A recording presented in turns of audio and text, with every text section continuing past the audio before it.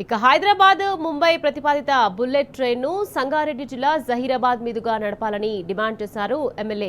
Manikrao. BRS parliamentary party నాయకుడు MP Vaddiraju Ravichandra ద్వారా కేంద్ర రైల్వే మంత్రిని కలిసి వినతిపత్రం సమర్పించేందుకు అపాయింట్మెంట్ కోరినట్లు తెలిపారు. అఖిలపక్ష ప్రజాప్రతినిధులతో పాటు కేంద్ర మంత్రులను కలిసి ప్రాజెక్టు అవసరాన్ని వివరించనున్నట్లు వెల్లడించారు. ప్రెస్ మీడియా సోదరులకి నమస్కారం. కొన్ని రోజుల క్రితం మేము ఈ బుల్లెట్ ట్రైన్ గురించి డిస్కషన్ ఆల్ పార్టీ విషయం కూడా అందరూ కూడా సమీకరించి ఇది మన జహీరాబాద్కు రావాలని మేమందరం కూడా డిసిఎంఎస్ చైర్మన్ గారు ఇంకా పెద్దలతో అందరితో మన బీఆర్ఎస్ పార్టీ అదేవిధంగా ఇతర ఆల్ పార్టీస్ అఖిలపక్షంగా డిస్కషన్ చేయడం జరిగింది. మరి ఇన్ఫర్మేషన్ అంటే వికారాబాద్ అలైన్మెంట్ హైదరాబాద్, వికారాబాద్, తాండూరు, కలబుర్గి, సోలాపూర్ అదంతా అట్లా మేము గౌరవ రైల్వే మినిస్టర్ కానీ గౌరవనీయులు ప్రస్తుత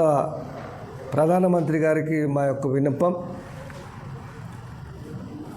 ఏదైతే మీరు మొన్ననే ఒక నెల క్రితమో 2 రోజుల క్రితమో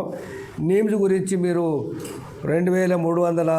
కోట్లు కూడా కేటాయించడం నీమ్స్ గురించి మా దగ్గర ఇంచుమించు 5000 పైన రైతులు ఈ నీమ్స్కి అయితే వారి యొక్క భూమిని నీమ్స్ గురించి వాళ్ళు మరి ఇవ్వడంలో ఈ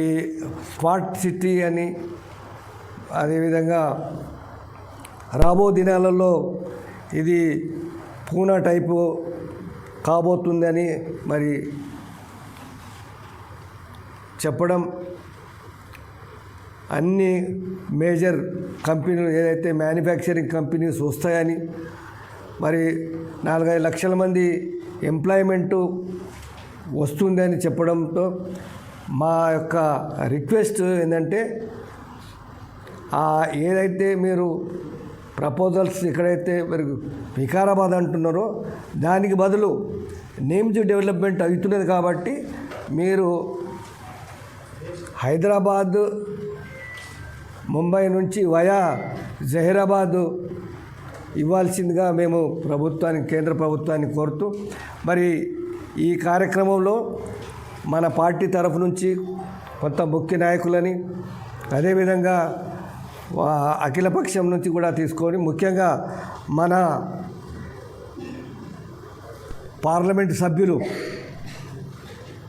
గౌరవనీయులు వద్దిరాజు